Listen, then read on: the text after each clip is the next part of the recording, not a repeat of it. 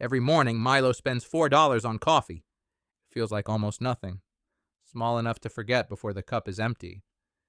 But Milo is not really buying one $4 coffee. He is buying the same coffee tomorrow, and the day after that, and the day after that. At first, the total is harmless.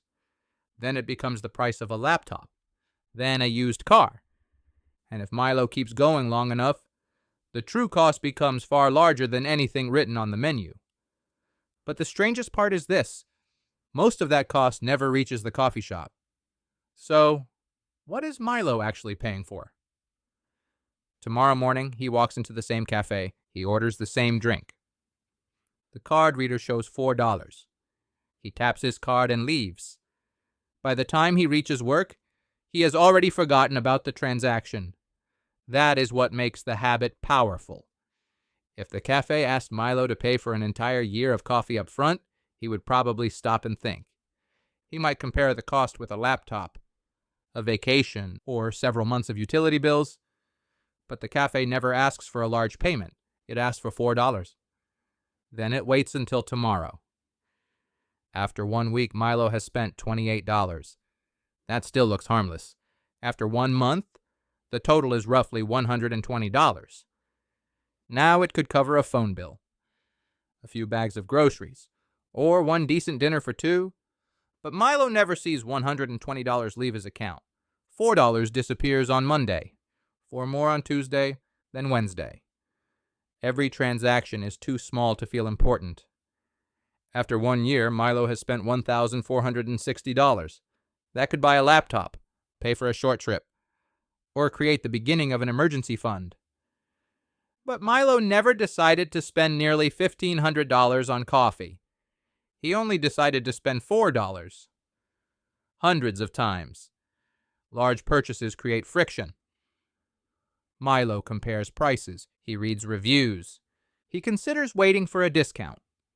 A $4 purchase creates almost no resistance. It passes through his brain unnoticed. Now, let us speed up the clock. 5 years pass. Milo has spent $7,300. 10 years pass. The total reaches $14,600. That is the visible cost. It is the amount that physically left his account. And if the calculation ended there, the habit would already be expensive. But it does not end there. Because every dollar Milo spends also closes another door. He can use the money today, save it for an emergency, pay down expensive debt, or invest it and allow time to work on it. He cannot do all four. Choosing one means giving up the others. This is opportunity cost. When Milo buys the coffee, he is not only choosing the drink, he is also choosing not to use those $4 somewhere else. To see what that means, imagine a second version of him. Coffee Milo buys the drink every day. Investment Milo prepares coffee at home and redirects the same amount. $4 per day equals roughly $122 per month. Investments are never guaranteed. Markets rise, fall, crash, and recover. But for a simple long-term illustration, suppose investment Milo earns an average return of 7% per year. At first, the difference is underwhelming. After 1 month, investment Milo has only a little more than $100. After 1 year, the account is still not life-changing. This is why compounding is easy to underestimate. At the beginning, almost all the value comes from Milo's own deposits. Time appears to be doing very little. After 10 years, however, investment Milo could have around $21,000. Coffee Milo has 10 years of daily coffee. Investment.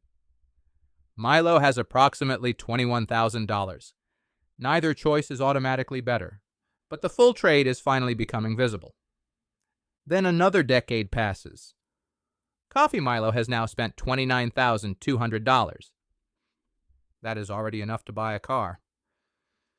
But investment Milo's account has not merely reached $29,000. Under the same hypothetical assumptions, it could be worth approximately $63,000. There is the hidden cost. Not $63,000 paid to a coffee shop.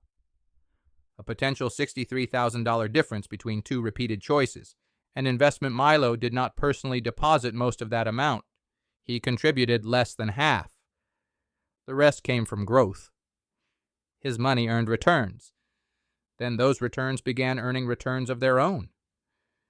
At first, this process looked almost useless. Then it accelerated. If both Milos continue for 40 years, Coffee Milo directly spends $58,400.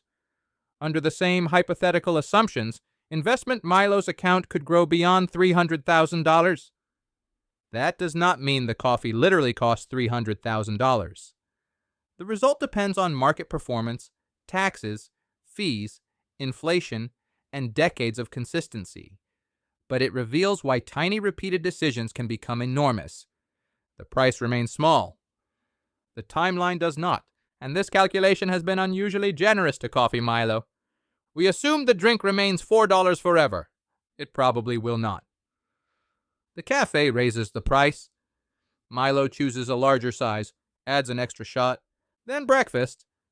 The $4 routine becomes $6, then $9, then $12. Not through one dramatic decision. Through small upgrades that each feel too minor to question. A luxury becomes convenient. Convenience becomes routine. Routine becomes normal. And eventually, removing it feels like losing something. At this point, the obvious conclusion seems simple. Stop buying coffee, make it at home, invest every dollar, retire rich. But that is where the calculation becomes misleading, because money is not valuable only when it becomes more money. Money is valuable when it improves a life. Perhaps Milo genuinely loves the cafe. Perhaps the barista knows his name. Perhaps the walk gives him 10 peaceful minutes before a stressful workday. Perhaps the coffee is one of the few small luxuries he deliberately enjoys every morning. In that case, removing it may make his account slightly larger, and his life slightly worse. So the coffee is not necessarily the problem. The real problem is unconscious repetition. Coffee is simply easy to calculate. The cup is physical. The price is clear. But it may not even be Milo's most expensive invisible habit. It may only be the first one he notices. Milo pays for a streaming service he rarely opens. Cloud storage he does not need. An app subscription he forgot to cancel.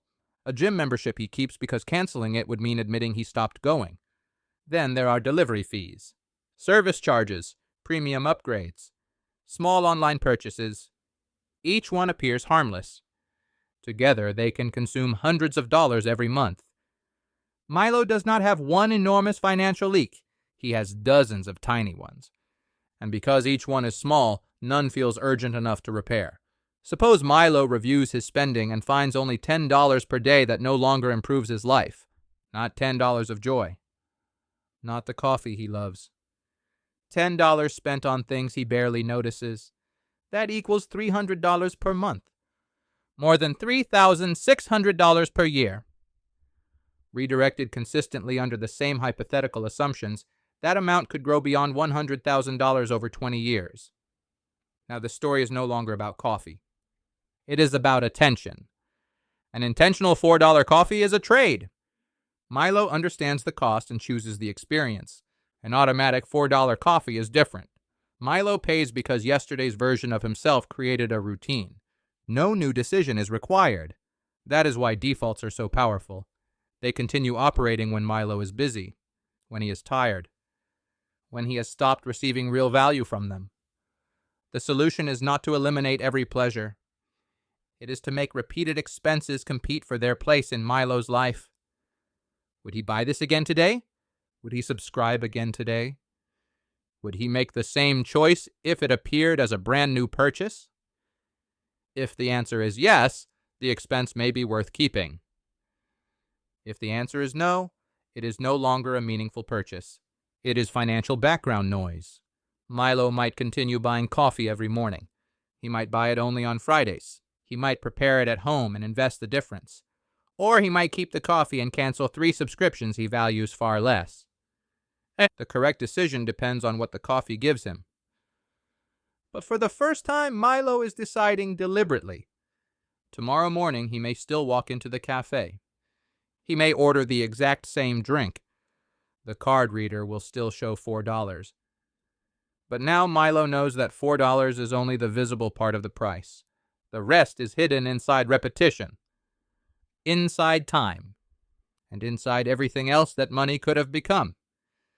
The coffee may be worth it, but the habit should have to prove it.